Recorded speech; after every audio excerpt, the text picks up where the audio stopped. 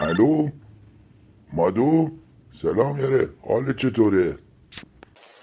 سلام وانت زنده ایم. کجای مادو؟ آمریکا. آمریکا چیکار؟ آمدم هواخوری. هوا خودی؟ اینا میگن تو رو دزدیدن. نه، ما خودم آمدم. گفتم یکم بریم ببینیم اینا چی جوری زندگی میکنن.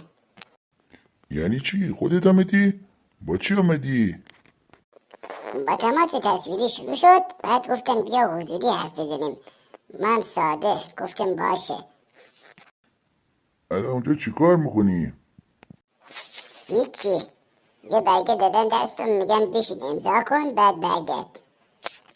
برگردی؟ اگه بذارن. این یکی دیگه کیه؟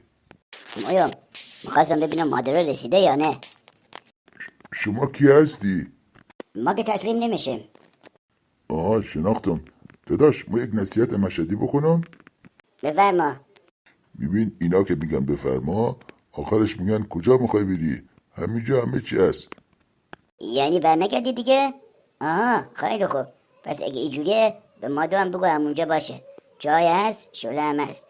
ما هم بعدن میم. باشه.